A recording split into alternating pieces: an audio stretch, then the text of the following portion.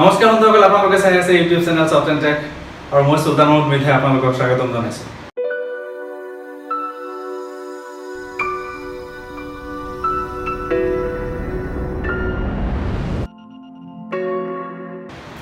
বন্ধুসকল, যোৱা দুটা ভিডিঅ'ত মই আলোচনা কৰিছিলোঁ অনলাইন সিকিউৰিটিৰ এটা অংশ হিচাপে কুকি কি বস্তু, এয়া আমাৰ কাৰণে উপকাৰী নে অপকাৰী সেই বিষয়ে, আৰু তাক কেনেকৈ ডিজেবল কৰিব পাৰি ক্ৰম বজাৰত সেই বিষয়ে আমি আলোচনা কৰিছিলোঁ। বন্ধুসকল, আমি গুগলত নাইবা ইণ্টাৰনেটত যিবোৰ বস্তু চাৰ্চ কৰোঁ নাইবা কোনো শ্বপিং কৰোঁ,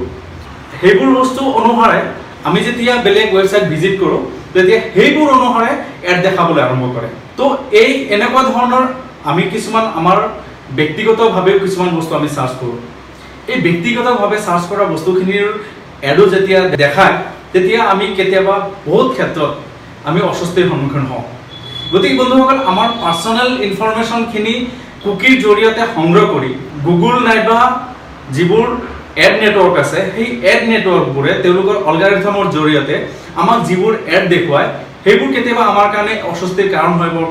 হৈ পৰে আৰু কেতিয়াবা অপকাৰী হৈ পৰে। গতিকে আমি এইবোৰ কেনেকৈ বন্ধ কৰিব পাৰোঁ? আমাৰ গুগল চাৰ্চ বা ইণ্টাৰনেট চাৰ্চ এক্টিভিটি, আমাৰ ইণ্টাৰনেট চাৰ্চ হেবিট, আমাৰ এক্টিভিটিবোৰলৈ যি ধৰণৰ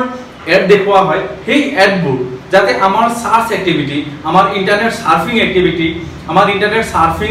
হেবিটবোৰক লৈ যাতে সেইবোৰ দেখুওৱা নহয়, সেইবোৰ বন্ধ কৰিবলৈ হ'লে আমি কি কৰিব লাগিব, আজি মই তাকে আলোচনা কৰিব খুজি আছোঁ। আহক বন্ধুসকল, তেন্তে মই মোৰ কম্পিউটাৰৰ ডেস্কটপলৈ যাওঁ আৰু সেই ডেস্কটপত আপোনালোকক দেখাম যে আমি ফেচবুকত এই এডবোৰ বন্ধ কৰাৰ কাৰণে আমি কি কি ব্যৱস্থা ল'ব পাৰোঁ, আৰু ফেচবুকত আমাৰ পাৰ্চনেল ইনফৰমেশ্যনখিনিৰ অনুসাৰে যাতে এড দেখাব নোৱাৰে সেইবোৰ কৰাৰ ক্ষেত্ৰত আমি কেনেধৰণৰ ব্যৱস্থা গ্ৰহণ কৰিব পাৰোঁ, সেই এডবোৰ কেনেকৈ বন্ধ কৰিব পাৰোঁ সেইবোৰৰ বিষয়ে আজি আমি দেখাম। তে আহক আমি আমাৰ কম্পিউটাৰৰ স্ক্ৰীনলৈ যাওঁ। প্ৰথমে মই মোৰ ফেচবুক একাউণ্টটো খুলি লৈছোঁ। মই মোৰ ফেচবুক একাউণ্টটো খুলি লোৱাৰ লগে লগে মই ইয়াতে ক্লিক কৰি মই ফেচবুক ছেটিংছলৈ গৈছোঁ। ছেটিংছত যোৱাৰ লগে লগে মই এইটো লেফ্ট চাইডে ইয়াতে মই দেখা পাইছোঁ এডছ বুলি। মই এডছত ক্লিক কৰিছোঁ। এডছত ক্লিক কৰাৰ লগে লগে এই ইউৰ এড প্ৰিফাৰেঞ্চ বুলি এটা পেজ খোল খাই গৈছে।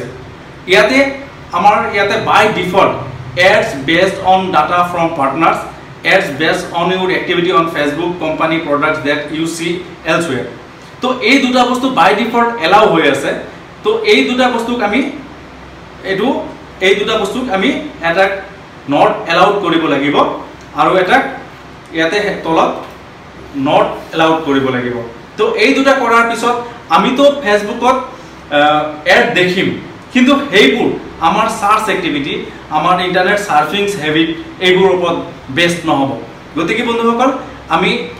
এইটো আমাৰ পাৰ্চনেল ইনফৰমেশ্যনৰ ওপৰত ভিত্তি কৰি যাতে ফেচবুকে এড দেখাব নোৱাৰে সেইটো বন্ধ কৰিবলৈ লৈছোঁ। বন্ধুসকল, আমি ফেচবুকত এড কেনেকৈ বন্ধ কৰিম সেই বিষয়ে আমি দেখিলোঁ স্ক্ৰীন ৰেকৰ্ডিঙৰ জৰিয়তে। এতিয়া বন্ধুসকল, আমি গুগলত যেতিয়া কিবা বস্তু চাৰ্চ কৰোঁ, আমাৰ ইনফৰমেশ্যনখিনি, আমাৰ চাৰ্ফিং হেবিটছখিনি গুগলে লাভ কৰে কুকিৰ জৰিয়তে, আৰু কুকিৰ বিষয়ে ইতিমধ্যে মই দুটা ভিডিঅ' বনাইছোঁ বন্ধুসকল। গতিকে এই ভিডিঅ' দুটা চাওক। এই ভিডিঅ' দুটা চোৱাৰ পিছত বন্ধুসকল আপোনালোকে মোৰ এই ভিডিঅ'টো চাওক, তেতিয়া গম পাব যে কুকি কি বস্তু।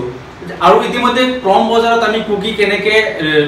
ডিজেবল কৰিব পাৰোঁ, থাৰ্ড পাৰ্টি কুকি কেনেকৈ আমি ব্লক কৰিব পাৰোঁ সেইবোৰ ইতিমধ্যে মই এই ভিডিঅ' দুটা দেখাইছোঁ। গতিকে নতুনকৈ মই আৰু ক্ৰম বজাৰত সেইটো বস্তু নেদেখাওঁ। মই এটা বস্তু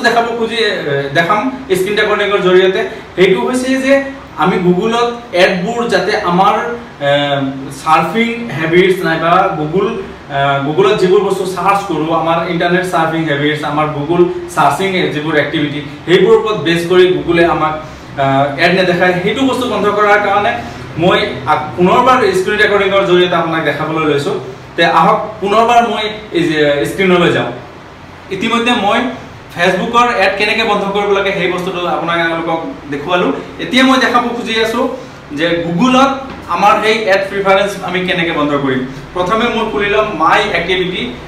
myactivity.google.com। ইয়াতে ক্লিক কৰাৰ লগে লগে, ইয়াতে এণ্টাৰ মাৰাৰ লগে লগে এই পেজটো খোল খাব। এই পেজটো খোল খোৱাৰ লগে লগে ইয়াতে দেখাব এক্টিভিটি কণ্ট্ৰল বুলি। এক্টিভিটি কন্ট্ৰোলছত আমি ক্লিক কৰিম এক্টিভিটি কন্ট্ৰোলছত ক্লিক কৰাৰ একদম তলত এডস বুলি এটা বটন পাব এডছত ক্লিক কৰক এডছত ক্লিক কৰাৰ লগে লগে ইয়াতে এপ পাৰ্সোনালাইজেশন ইজ অন তাৰ মানে এপ পাৰ্সোনালাইজেশন অন মানে যে আমাৰ পাৰ্সোনাল ইনফৰমেশনৰ ওপৰত বেস কৰি আমাৰ সাৰ্চ হ্যাবিটছক আমাৰ ইন্টাৰনেট সাৰ্ফিং হ্যাবিটছক বেস কৰি গুগলে হেবুৰৰ এড আমাক দেখায় বন্ধুসকল এটা বস্তু আপোনালোকে লক্ষ্য কৰিব যে আমাৰ যিবোৰ ইনফৰমেশন থাকে এই ইনফৰমেশনখিনি গুগলে লাভ কৰে তাৰ পিছত সেই ইনফৰমেশনখিনি ফেসবুকেও লাভ কৰে বা ফেসবুকেও দেখিব পাৰে ফেসবুকৰ যিখিনি ইনফৰমেশন সেইখিনি গুগলে লাভ কৰে গুগলৰ ইনফৰমেশনখিনি ফেসবুকেও লাভ কৰে গতিকে এইবোৰ এক্টিভিটিৰ ওপৰত বেস কৰিয়ে আমাক এটা ফিল্টাৰ কৰি এড দেখায় গতিকে বন্ধুসকল আমি এই এড পাৰ্সোনালাইজেশনটো যদি আমি অফ কৰি দিও তেতিয়া আমাক তেওঁলোকে এড দেখাব ঠিকে